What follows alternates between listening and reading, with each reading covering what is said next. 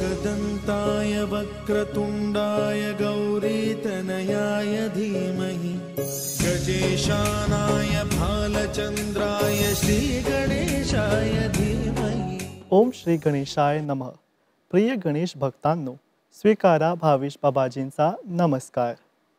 Mauritius Marathi मंडली federation, Mauritius Marathi सांस्कृतिक केंद्र आणि मॉरिशस भाषिक संघाच्या वतीने आज मी गणेशाच्या विविध स्वरूपांबद्दल बोलणार आहे।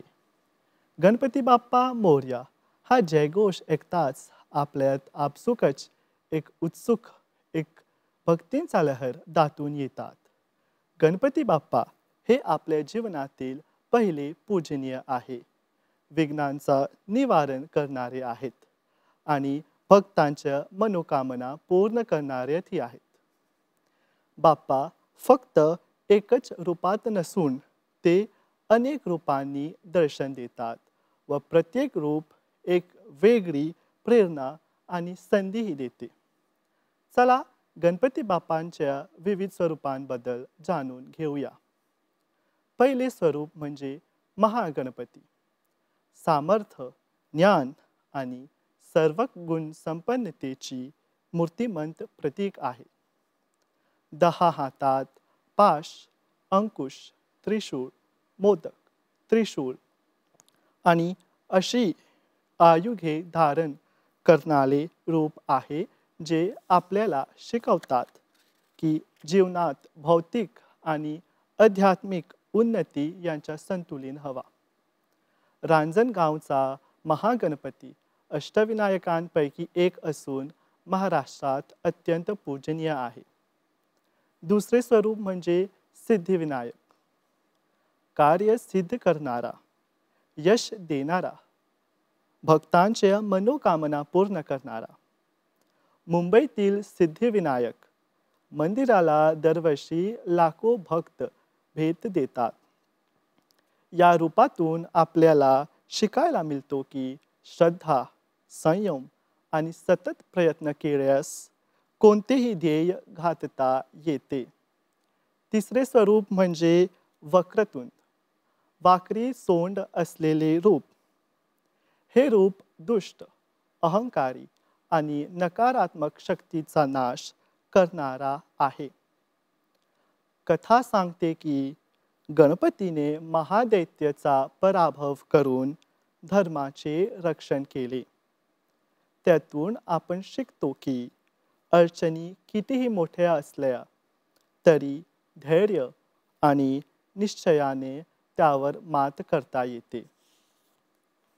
चौथे स्वरूप म्हणजे एकदंत, एकच दांत असलेले रूप।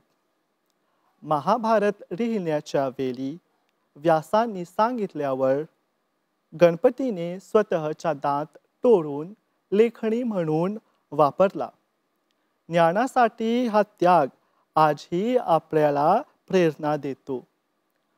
खरे ज्ञान मिळविण्यासाठी कधी कधी स्वतःच्या सोयीसुखाचा त्याग करावाच लागतो। पाचवे स्वरूप म्हणजे विघ्नराज।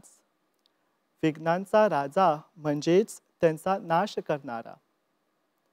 विवाह, गृहप्रवेश आणि नवे काम सुरू करताना आपण बाप्पाचं प्रथम वंदन करतो, जेणेकरून अडथळे दूर होतील आणि मंगल कार्य निर्विघ्न पार पडेल।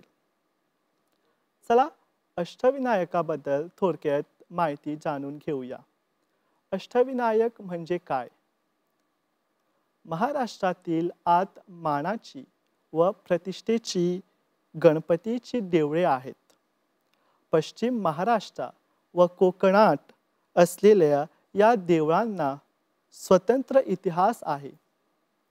महाराष्ट्रातील या विशिष्ट 8 ठिकाणच्या गणेश मंदिरांना, गणेश मूर्तींना खास महत्त्वही आहे। या 8 मंदिरास मिळून अष्टविनायक म्हणले जाते।